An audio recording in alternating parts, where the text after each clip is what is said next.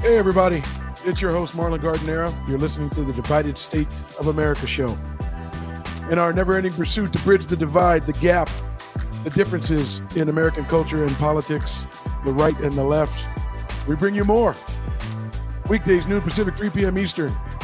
Today, former President Donald Trump has some odd demands and an update on the Forward Party. Maybe there's hope for change. Today, on the Divided States of America show. Welcome to the Divided States of America show, where your host, Marlon Gardenera, takes on the most divisive issues in our divided nation. We'll sort through the best and worst of politics and culture, asking questions and looking for answers that our two-ring, two-party circus has failed to provide.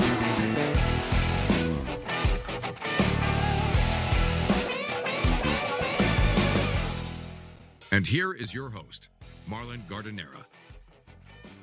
Hey, folks, welcome back. I appreciate you tuning in. It's still friends and family. Haven't expanded beyond. Want to test out the format, see where this thing is going. I appreciate those of you who keep coming back. Appreciate those of you who have communicated with me. Host at thedsashow.com. I appreciate your feedback. One of the questions I received yesterday will be discussed today. You certainly can always comment online, YouTube, Facebook, or Twitter. Facebook, whenever we post a question before the show, and I haven't done it too often, but when we do, there's lively debate, hundreds of comments oftentimes. Again, we'll be working to expand the show and take it to beyond the people we know real soon. Again, I appreciate you tuning in.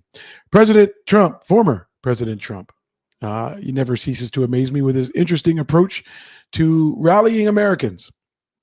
He's been very successful at doing it. You cannot for 1 second question whether or not he can be effective. Get in the ears and minds of millions of Americans. It amazes me. It amazes me the power and sway and influence he's been able to have. I understand presidents, all former presidents were able to lure many people. And my hope was that as they did it, they were able to get more people from the other side of the aisle. But this fella here has built a base, and his supporters they do not relent. I'm still having trouble getting them to show up here to give us their perspective. It often feels like for them, it's the world against them. Well, I certainly would invite them and give them the opportunity to explain where they're coming from and how they come to the conclusions that they do on the topics that people keep bringing up. If you go to Trump Social, and I go there, I'm curious because that is one of the places people feel comfortable and they feel like they're not censored and there's no limitations. So they go there and they say exactly what's on their mind. And some of it, thought-provoking, some of it I engage and try to get answers and responses. Sometimes you get thoughtful, respectful answers to questions and interesting debates. And sometimes people just throw out a couple comments, dismiss you. That happens on both sides. It happens everywhere. But I can tell you that they certainly feel like they can speak freely on Truth Social. So if you're curious what the other side, if you're on the left, thinks, or if you're even a Republican but not necessarily a Trump supporter, and you want to get a better picture or understanding of where does it all come from, and what are the sources of information that people have that help them draw the conclusions that they do. What are they talking about is probably the easiest way to say it. And I'll tell you, Truth Social is one of those places you could go and you're going to get some answers. But having said that, Donald Trump has an interesting request, demand. And this was actually posted on Truth Social. I'll make it a little bigger. You don't have to read it. I'll read it for you. Former President Donald Trump on Monday issued a bizarre demand that he be declared the winner of the 2020 election nearly 2 years after he lost his re-election bid to Joe Biden, or a new election be held in the alternative. Come on, Donnie. Come on. I have expressed my disbelief that there is a reason for him to think he's president. My belief isn't based on a study of evidence that I've done. It's not based on my research. It's not based on a staff of people that I have digging into issues like this, because my staff is me, my producer, my director, my writers, my camera folks, my lights, my sound. It's me. So I do not pretend to have the answers as a result of direct research.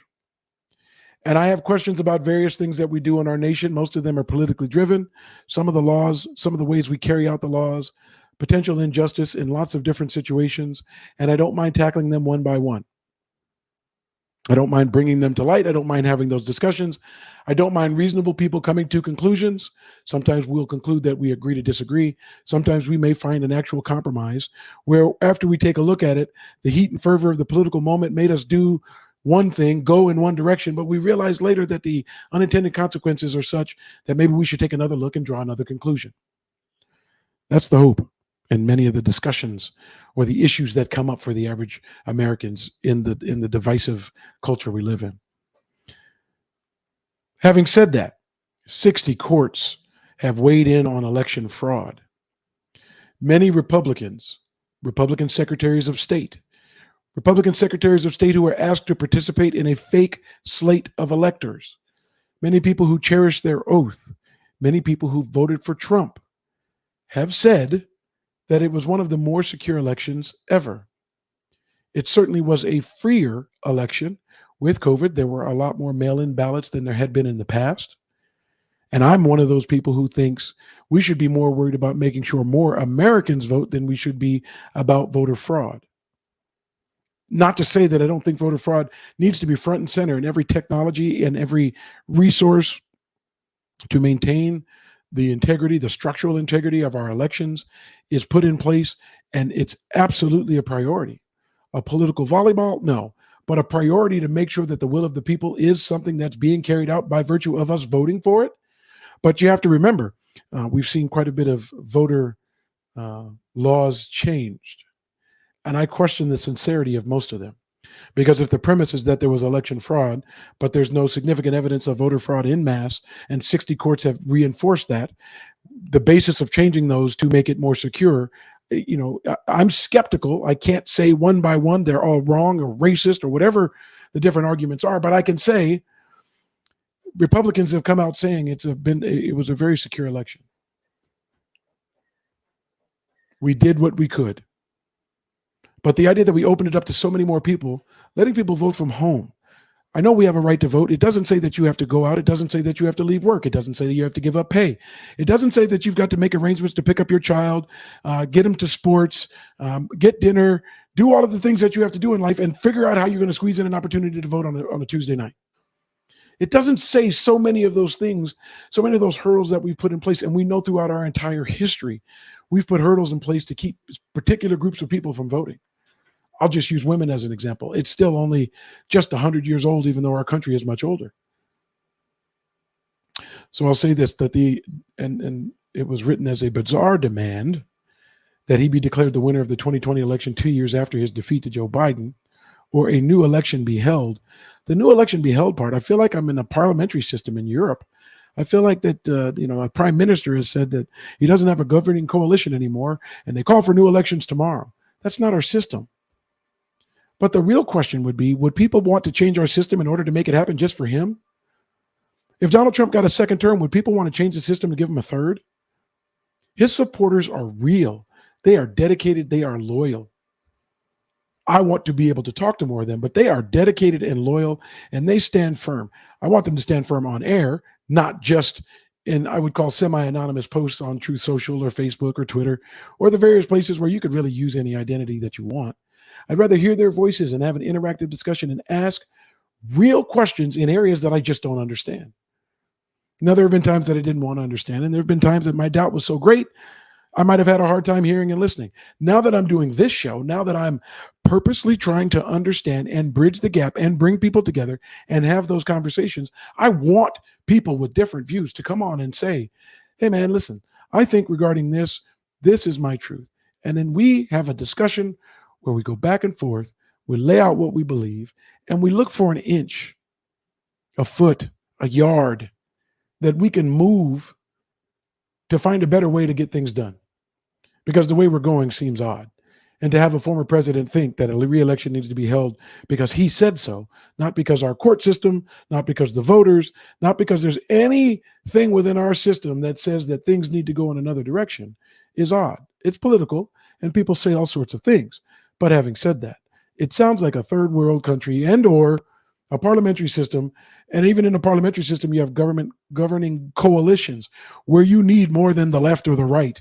You need another group to decide that this particular side or on this particular issue, there's greater favor and a movement by more people to go in one direction or the other. You know, I'm an advocate of that in our system here in America. But, and I'll make this bigger again so you can see it. Trump demands new election immediately in a bizarre post on Truth Social. Mr. Trump also claims he should be declared the winner of the 2020 election because, in his opinion, the FBI buried a widely publicized report on the contents of a laptop purportedly belonging to President Joe Biden's son, Hunter Biden. Why would the contents of Joe Biden's son's laptop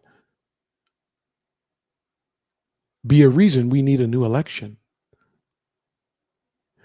He didn't call for a new election when Comey said that there might be more emails for Hillary Clinton, and then came to the conclusion that they weren't rising to the level of prosecution or major concern. Comey probably had an impact or influenced people who already distrusted Hillary Clinton, and giving the impression that there might be one more reason or one more thing right before an election could have that demand. I don't recall Donald Trump saying that he needs to redo the election as a result of that.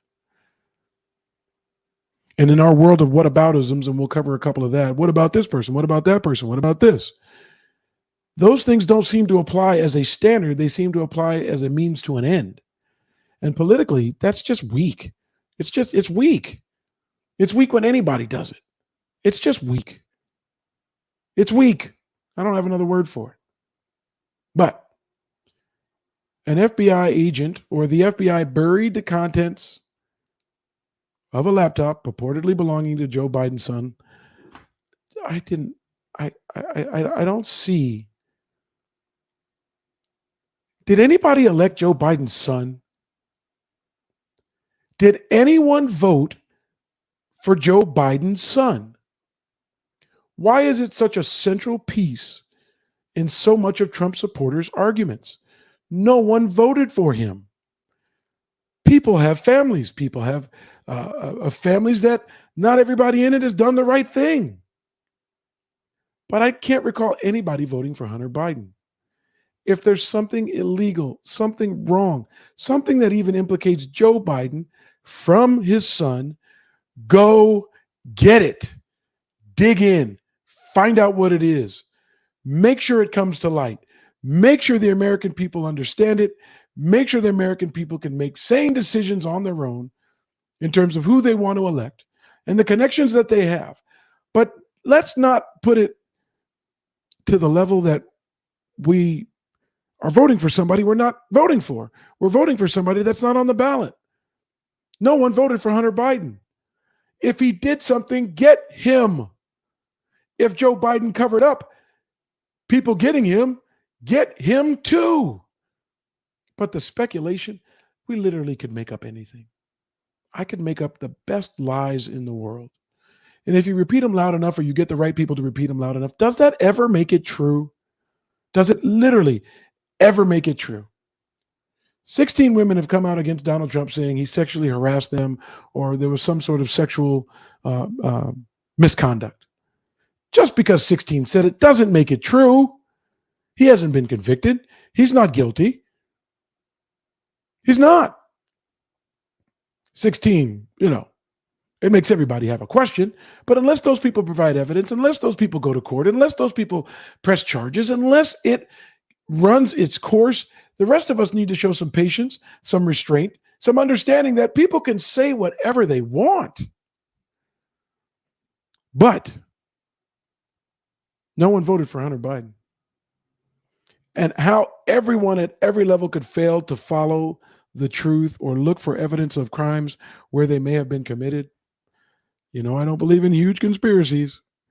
I don't believe that you could get a Trump supporter who happens to be in the FBI to go along with somebody's wild idea of how to cover up everything. I just don't believe it. I believe there'd be hundreds of whistleblowers if they knew that the FBI was hiding the contents of a laptop that purportedly belonged to Hunter Biden. I don't know the veracity of that, and most of the people speculating on it don't either. They may have chosen to believe someone who does, but we don't actually know. And we have a system for finding out. And if we think the people responsible for that system aren't doing their job, let's make it happen. That would bridge the divide. Part of the gap in America, if people think Joe Biden has done wrong because his son did wrong, finding out the truth would help bridge the gap in our country. That would be worth doing. That would be something I would support. That would be something, I think, if there was someone in the middle and there was evidence that suggested that we needed to go further to get a clear understanding, then go get it. But the speculation becoming truth is also weak on both sides. It's weak. I think one of the reasons Trump gets to stay in the news is because he says the actual things that people comment on. We don't have to speculate on what we think he thought. We don't have to speculate on what someone said he did. We get to hear it directly from him. He said he should be declared the winner. I don't know what system there is for such nonsense. If there was election fraud, go to court. Go to court 70 times, 80 times, 100 times if that's what it takes to prove your case. Do things not always work out in court? Sure. Are there some unjust decisions? I'm sure. Is there injustice? Definitely. Is it enough that you could retry something 60 times or 70 times or 80 times and still not find a morsel of truth to justify your point? If there's not, you have to start to wonder the case, not the speculation and the repeated claims. It starts to appear as if the repeated claims aren't necessarily true. And everybody has an opportunity to prove their truth. When they don't, at some point, we have to be able to move on. So it wasn't a bizarre demand to hear the man say that he should be declared the winner of the 2020 election 2 years later. Have a new election held now. What are you talking about?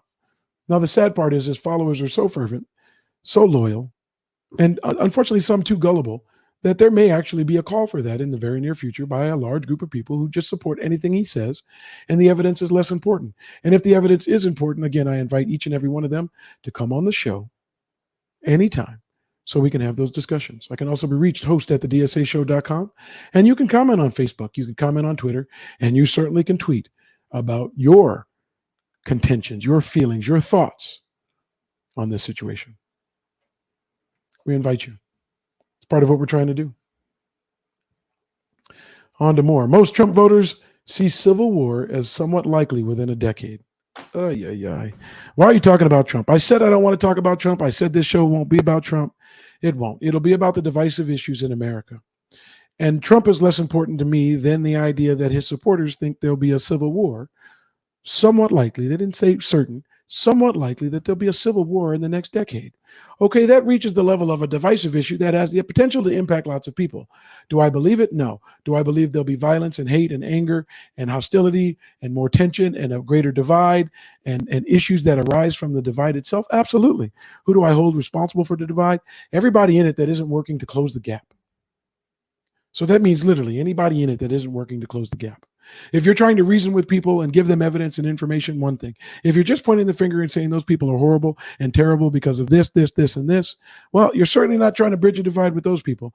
And even when you understand it's not politically palatable, you can do the math and you can realize, hey, we can keep trying, but we're never going to convince these people.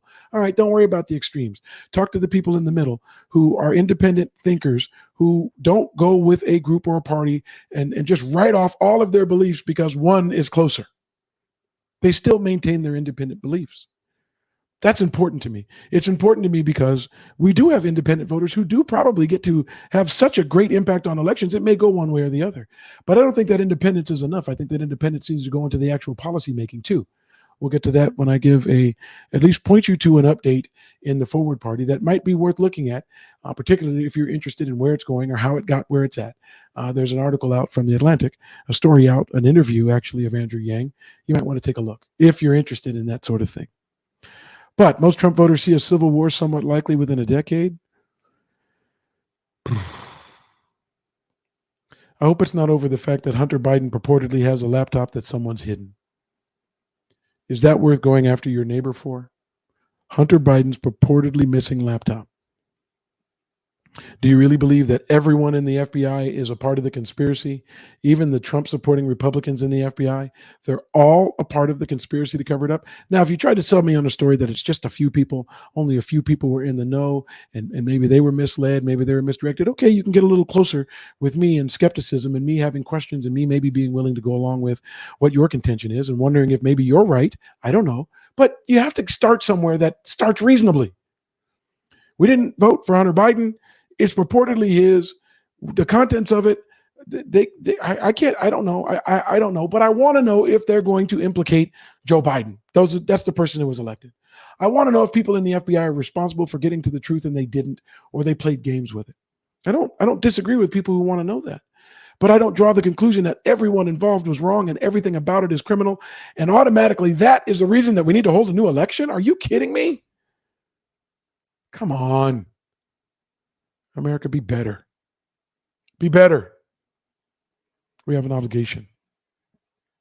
But in line with the idea that most Trump voters, not my story, Washington Post, analysis by Philip Bump, national correspondent, article came out yesterday.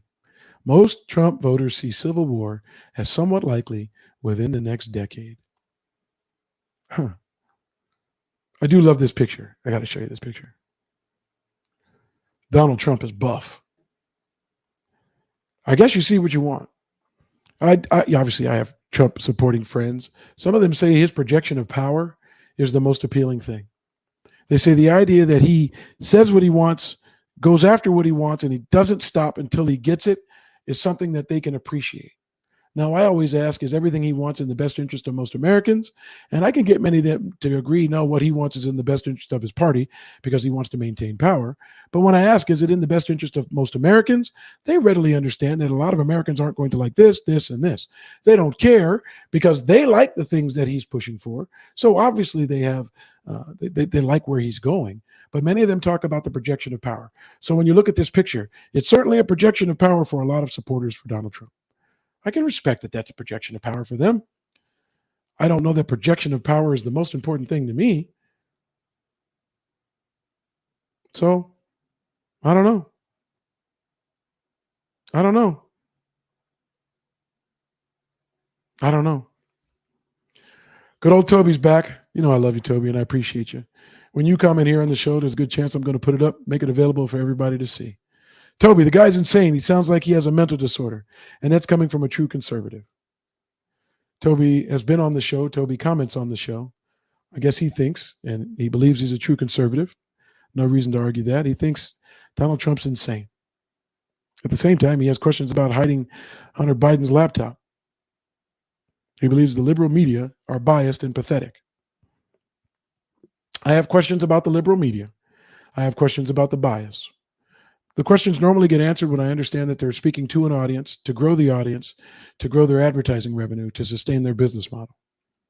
I think the expectation that all media is trying to hold themselves to the journalistic standards people go to school for, where they're balanced, unbiased, is just not the case from the media. I do expect, though, when I read a story from a journalist, that they try to carry that out. Oftentimes, the headline goes one way or the other and starts you off on the wrong foot. I acknowledge that there is bias in media. I fully acknowledge that there's bias in media. But as I think about the bias in media, there's lots of ways that I have to have that represented.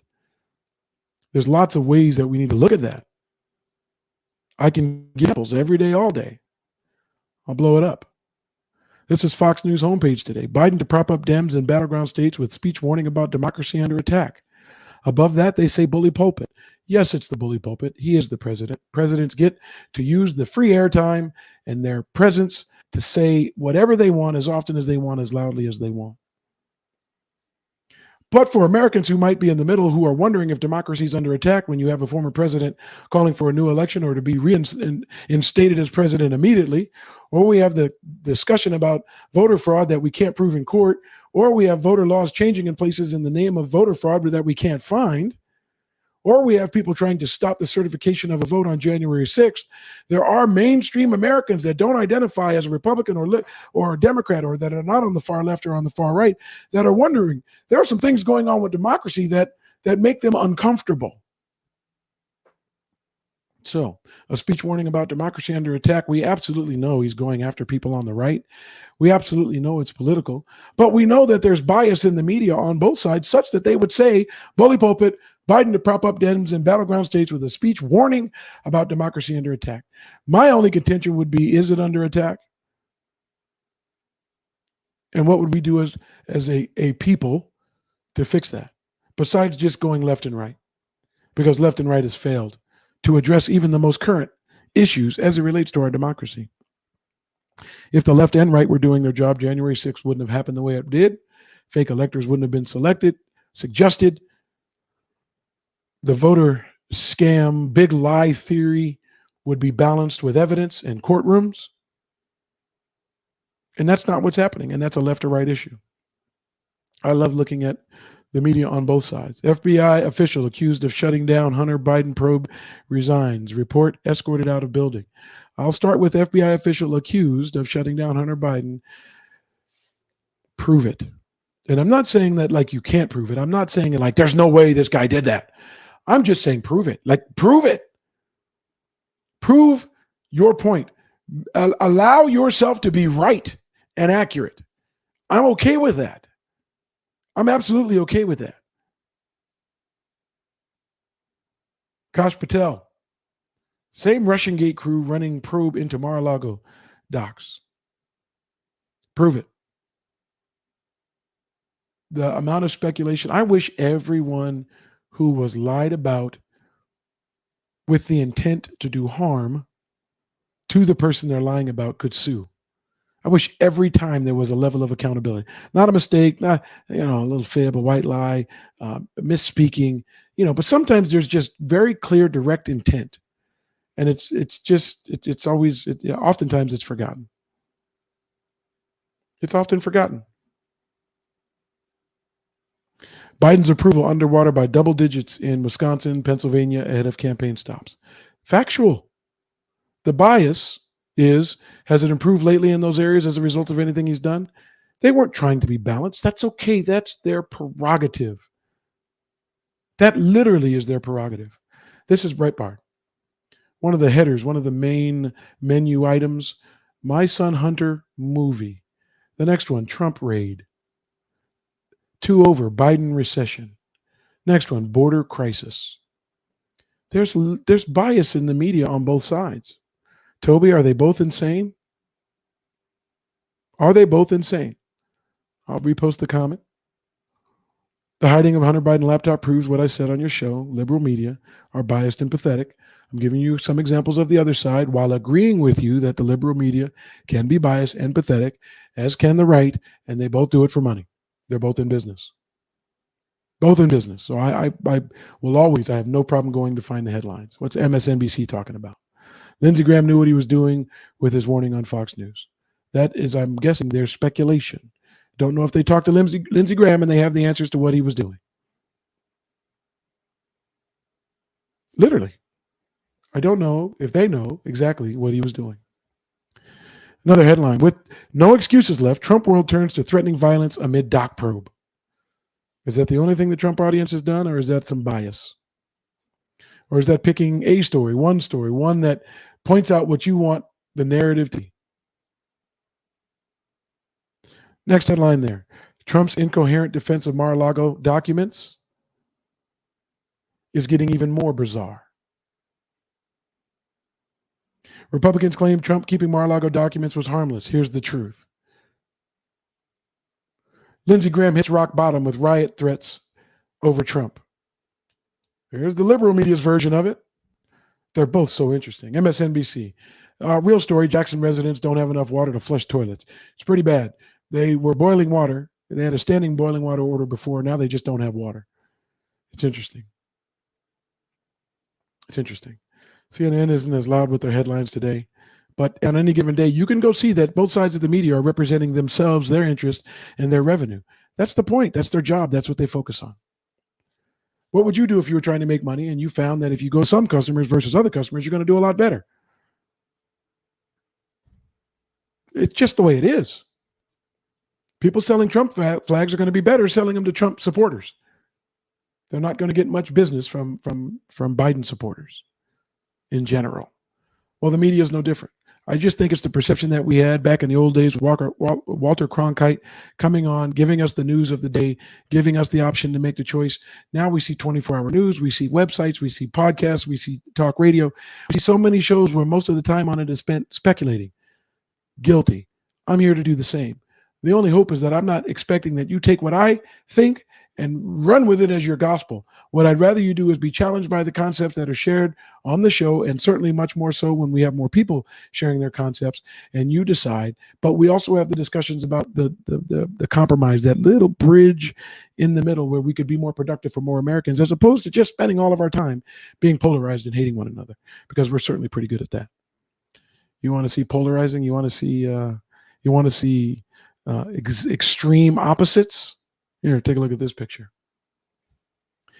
Anytime you say Hillary Clinton, it's almost like saying Donald Trump to some people. Both names, both people, both figures, both roles, both influences are, boy, they trigger people in America. Part of that, and this was reported today in the Washington Post, part of that is the whataboutisms I was talking earlier. Many of the people on the Trump side who understand that he had these documents, it's not legal for him to have those documents, although I'm sure that will be debated and that debate will continue. I get it. I understand. I don't mind. If you come to a logical conclusion and people literally discuss it as opposed to just speculate on it, but they get to a conclusion, that's perfectly normal. But these two figures create the whataboutism. Hillary Clinton had emails on a private server in her basement, which, I love when you say the basement, makes it much more controversial and it makes it hidden. Many of the comparisons are being made. If she wasn't prosecuted, how could we even consider prosecuting Donald Trump? Well, remember Comey? He was the one responsible for the FBI when those investigations were happening. And I say this, as I always talk about, not necessarily believing in these conspiracies that require even Trump supporters or Hillary supporters to look the other way and not become whistleblowers, not ever share the truth and just go along with it even though they know it's wrong. I don't believe that happens to the same degree. When Comey was talking about the investigations, he kept talking about career employees who spent their lives dedicating, their time, they're potentially sacrificing their lives, time away from their families, just the risk imposed in doing some of these jobs, and that those people weren't going to put aside their principles and values to cover up much of anything. But I remember him citing the lack, and this is in the Washington Post today, the lack of the four elements he said must be present in some combination in previous prosecutions involving the removal or mishandling of classified documents. These were the standards he was using for Hillary Clinton. Clearly intentional and willful mishandling of classified information. Number two, vast quantities of materials exposed in such a way that as a way to support an inference of intentional misconduct. Indications of disloyalty to the United States, and efforts to obstruct justice. Then the Washington Post goes into whether or not they believe there was clearly and willful mishandling of classified information. If you keep documents that have been requested and your lawyer signs a document saying they've been given back, there is some willful mishandling of information. Whether it's classified or not, as we know, the Espionage Act has more to do with being harmful to Americans or being able to aid our foreign adversaries with information. Well, defense information that sometimes even presidents don't have their hands on, and or top secret information that if given to someone else or if someone had easy access to it could be a problem. I would imagine Hillary Clinton's emails are something people could have had access to. So it certainly rises to the level of great concern that she had them. The way it was portrayed is that they were talking about things that were classified. I don't remember reading too much about actual documents being shared over email, but there were quite a few conversations over classified subject matter, and that's inappropriate. Did it rise to the same level? Comey didn't think so. Christopher Wray, having been involved in the Mar-a-Lago raid as the FBI director, the Trump-appointed one, clearly thought there was reason to follow through after subpoenas, after 18 months of negotiation, and go to Donald Trump's home in Mar-a-Lago. But Hillary Clinton said she set up her email server as a matter of convenience, which could be argued. Certainly could be argued. But a key difference, according to the Washington Post, is there's a lot of evidence that Trump resisted relinquishing the documents. Well, it appears Hillary Clinton may have too. Most people think she deleted a bunch of emails. Washington Post says she gave up 30,000 work emails. So again, we end up speculating on the emails that people think she didn't give and what they said. But the FBI said it didn't appear as if she did a mass dumping of emails. Emails may have been deleted in the course of deleting emails, and whether that information should have been maintained or available to the government as government property, that's an issue that certainly could be pursued, but I don't know that that was the basis of the investigation. Whereas now we know there are classified documents being held in an insecure place, and there's a resistance to give them back. But here's the thing: if Hillary Clinton should have been prosecuted, then we should have prosecuted. And when Donald Trump got in office and he ran the DOJ, they should have gone backwards and done anything they needed to do to hold people accountable for actual crimes. The political accountability, okay, I think the lying, about what actually happened probably cost her the election. So they can play the political game and political influence, and it looks like they won that one.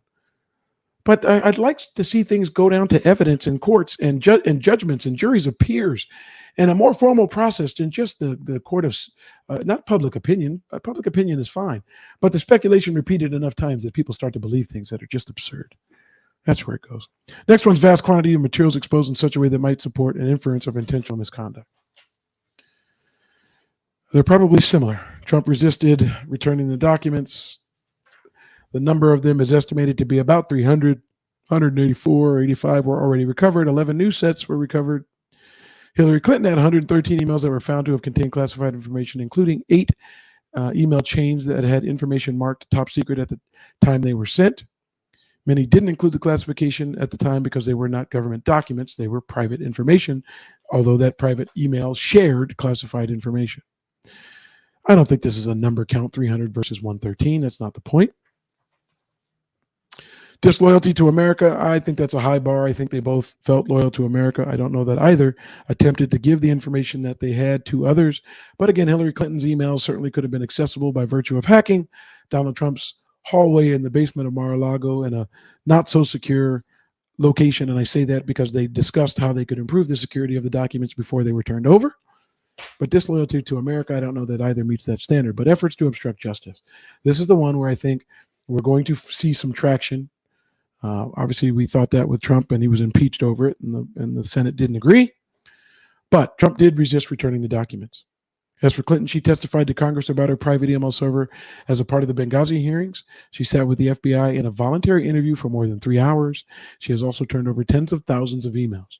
Listen, Trump, we want to be equal to or use the whataboutisms for Clinton. I'll say this. If all other things in this case were equal, I would say you could draw some more equality, if that's the goal, and sit in front of Congress about this information. And then sit in front of the FBI in a voluntary interview for more than 3 hours. And when you sit in that interview, don't plead the fifth 100 times. And she turned over tens of thousands of emails. We just want you to turn over the boxes the FBI eventually had to come get because you denied them access to them after 18 months of negotiation and subpoenas. There are some differences. There are some differences. But being these two are the most polarizing figures, the differences aren't based on the truth. They're not based on evidence. They're based on speculation. And again, if we're going to deal with a divisive nation, at some point you have to be dealing with truth, or we'll just be divided over our liking or disliking of people. And I'm sorry, that's not the standard of wrongdoing. I like that person, or I don't like that person. I like them, so they did right. I don't like them, so they did wrong. That is that would be a shortcoming for that to be the basis of right or wrong. It isn't. Although we allow our media to feed us that, and that in many cases is the motivation for many people. Moving on. I'm fond of the idea of the forward party. Too new, not enough information. Platform hasn't been released. What's everybody's goal? What's their motivation? I'm doing my best to follow it. And I'm following it again for the principle that I like the idea that there'd be a third party. I'd like the impact of the third party to negate the extreme left and the extreme right by virtue of it needing a majority. And to get that majority, you need people in the middle who say, hey, wait a minute. What you want on that side is to the detriment of too many people on that side. What could we put together that would bring that a little bit closer where more people benefit and less people are harmed? I'd like a third party arbitrator to do it. The forward party is getting enough traction. The forward party's motto, not left, not right, forward, is exciting enough for me to track what's going on. I want to know what's going on. My desire to do that has been challenged. I've got a Twitter follower or someone who likes to engage on Twitter who's adamant that this party is not top down, and give him proof and evidence that we cannot, or that we have the ability to change what Yang believes. Well, he kept saying we, and I wasn't sure who we was. I think he implied that I was implying I was a part of the party. I'm not. I'm in favor of the concept. Don't know enough about the party, following, trying to figure it out, trying to find out, trying to see how they're actually going to address many of the issues that divide us in America. I did say, and I have said, and I've swooned over the concept that many of their slogans were the basis. If you go watch the first couple episodes of this show, we were saying very much the same things. I just wasn't doing it in the form of a political party. I was doing it in the form of, I want the left and right to be able to work together to provide for, to account for, to be concerned about more Americans. So I'm an advocate of the idea and the concept. And since this is the biggest movement that I remember, one that I can hope for momentum on, I am going to be curious about the details as they develop. So I'm going to point you to the Atlantic. I'm going to point you to a Twitter post. I'll blow it up just so you can see it. It's from the Forward Party. It says, join our movement today and send a clear message to the establishment that Americans are ready to move forward past partisan politics. Well, you already know I'm ready to move past all of that. You already know how I feel. Here's the article from the Atlantic. Thanks for the thoughtful, boy, I can't even see it anymore. Thanks for the thoughtful interview, Annie Lorey, about the Forward Party. Andrew Yang doesn't have any litmus test, he says. And this hopefully goes to the person who's debating me on Twitter.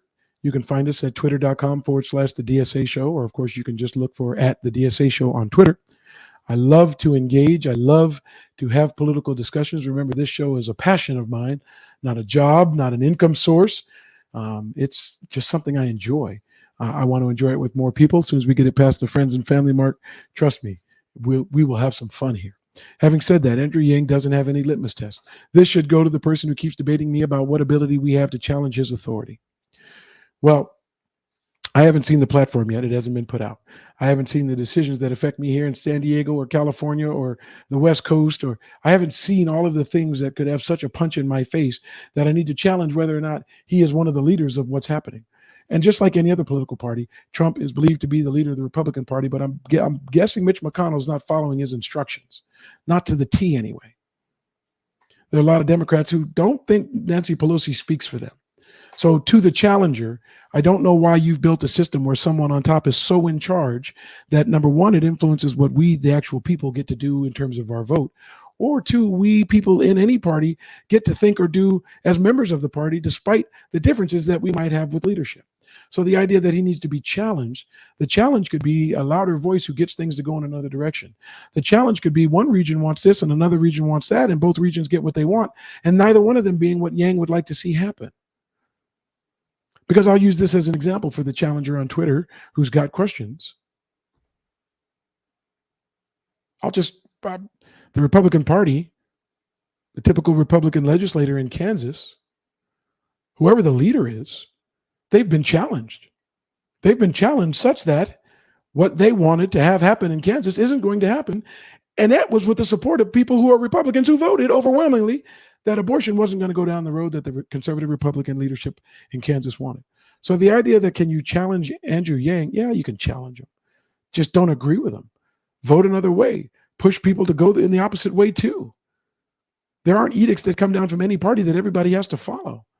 So the idea that you feel like you can be controlled by anybody, that's a personal thing that you allow to happen to yourself. You may not feel like you can challenge people. I can challenge anybody I want to. I'm a centrist, slightly left of center for health reasons.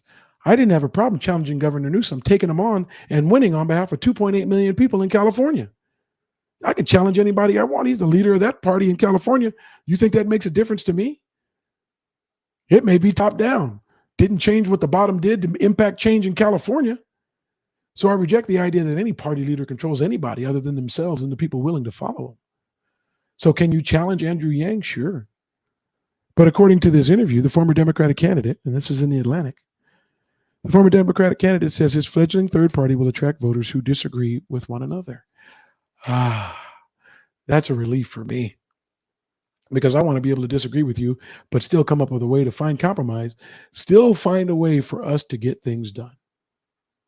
I said it. Toby's out there. He and I disagree on some things related to gun control. I want to be able to have reasonable conversations like we were able to have with Toby and come to some middle ground. Move the line one direction or the other. Completely ignoring the lines and leaving things as they are, I think American sentiment is against that. But we might be able to find some common grounds. Hey, Toby, can we sell grenades? Why not? If that's how I want to protect my family from an entourage of people outside getting ready to attack my home, why can't I? Because we can regulate, and we do. So a discussion I would have with a typical gun rights advocate, somebody who's staunchly behind the Second Amendment to the point where they don't want any restrictions, is we have some restrictions already. Would you like those removed too? But my point is, with a guy like Toby, who's a conservative Republican who thinks liberalism is a mental disorder, we still can have a conversation, and we likely could get to a conclusion on a number of issues. So if Andrew Yang is true to form and he wants this fledgling third party to attract voters who disagree with one another, more power to you, buddy. More power to you. I even like the Democrats are concerned that all it will do is help Trump in 2024. Democrats, if you're fearful that a third party is going to hurt you, good. All the more reason I think there should be a third party. I think there should be a third party so that you know that you need to be accountable to someone else other than just yourself, your wants, your wishes, and your voters. Because there are people who don't agree with you that you are also representing in all the districts, in all the states, and obviously from the presidential seat in all of this country. And we've polarized ourselves too much that you don't do a good job representing enough people. So the fear that you may have and the elections you may lose as a result of it may cause you to do a better job before you lose those elections. That would be the goal of a third party. That would be the reason I'm willing to follow the development of what's happening. That would be the reason I'm hoping it works. That's the reason I like the idea. Yang goes on to say about 50% of both Republicans and Democrats now view the other side as corrupt and a threat to our country. Did you hear that? Yang thinks about 50% of both Republicans and Democrats now view the other side as corrupt and a threat. Are you kidding me? If you had a line of 1,000 people and you counted 1, 2, 1, 2, 1, 2, and you put the ones on one side and the twos on the other side, can you imagine the idea that each of us would think that the other side, the other line, is corrupt or a threat? Folks, that's the indication of failure that is the indication of failure that I'm talking about. That's where I don't care if the Democrats are fearful that Andrew Yang, a former Democratic candidate for mayor of New York, someone that has thrown himself in the ring, someone that thinks that people who might go to him might tend to be more liberal, thereby hurting their party. Well, then do a better job. I don't care if you lose elections in the short term to make you do a better job in the long term. That applies to the extreme right as well. If some of your ideas have to pass the litmus test of people in the middle, you're going to have a hard time getting more of the things you want through. And I'm okay with that too. The mainstream, middle Americans, hard workers, not the extremes with the all or nothing approach. That is the point of pointing out the divide in the United States. That is the point of taking on divisive issues. The fact that there is middle ground and people who could come up with solutions, yet we rely on two parties that don't even want to work together to do that. So if 50%, if it were true, Andrew Yang's contention that 50% of both Republicans and Democrats now view the other side as corrupt and a threat to our country, man, we got problems, and the two people responsible for them, not two people, two parties responsible for them should both be held accountable for doing just that. Bipartisanship is impossible when you're that polarized. Yang goes on to say, the polarization is being amplified by the way our party primaries are set up and the non-competitive nature of almost 90% of the congressional districts in the country. There is one party rule in the vast majority of the cities around the country, and up to 70% of the 500,000 local races around the country are either uncontested or uncompetitive. Most Americans aren't experiencing what they think of as either a functioning democracy or even, quite frankly, a two-party system. Sorry, folks. I don't care what you think his motivations are. I like it. I like it. I like it. Not going to lie. I follow their tweets. I follow their continual messages. I like the idea of not left, not right, but forward. If you have interest in something other than the failures we've been able to carry out for so long, so be it. So be it. Having said that, comments are still coming in. This is important. Andrew Yang is a terrible front face for the middle Americans. Talk about a guy who is a borderline socialist. I would never, ever be a part of anything he was associated with. And I do like the third party idea. I appreciate your comments. I'm grateful. Feel free to comment on YouTube, Facebook, or Twitter. You can jump on the show, go to the dsashow.com.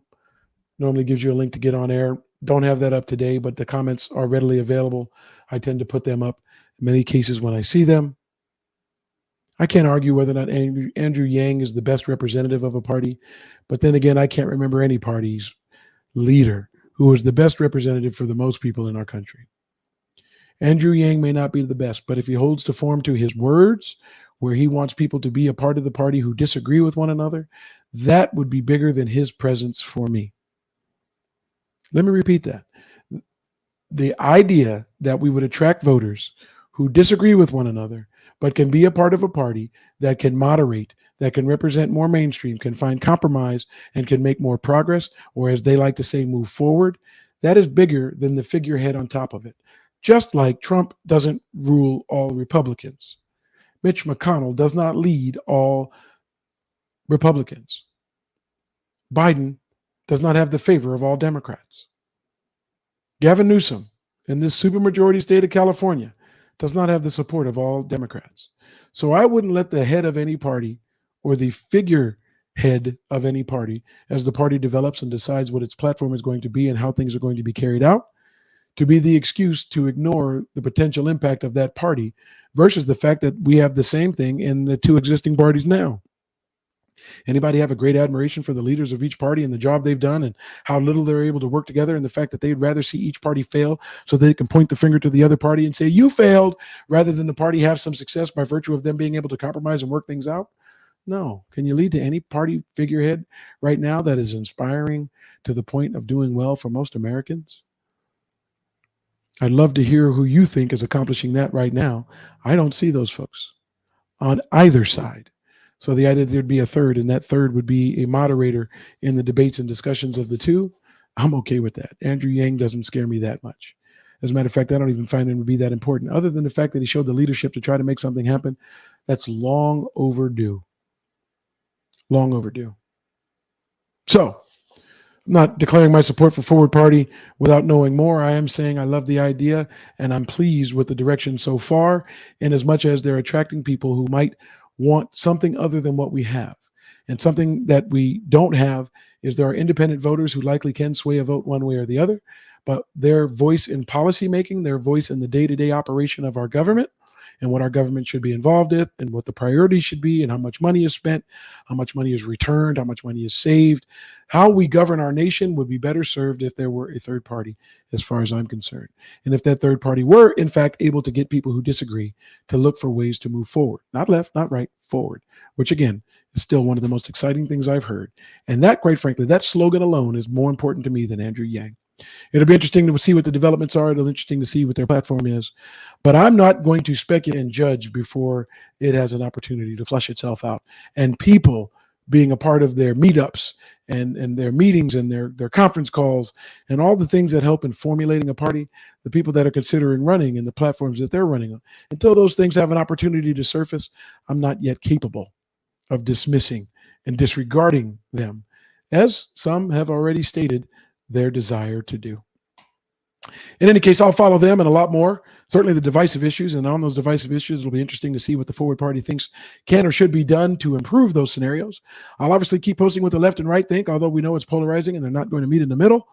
I'll keep doing my best to bring up the issues that we know divide us, so that, in fact, most Trump supporters don't have to believe that it's somewhat likely there'll be a civil war in the next 10 years. Or guys like Toby commenting here aren't afraid of a guy who believes that there should be a universal income for all. Well, I don't necessarily agree with that, but I think of all the money we spent, we could do a better job lifting Americans, and it may not be giving them an extra paycheck. It may be through education. It may be through healthcare. I don't know, but America could be better. And since we already spend a lot of money, we probably could find ways to prioritize where it should go, what the long-term impact will be for most Americans, not for a party or a candidate, which, quite frankly, I think we do a lot.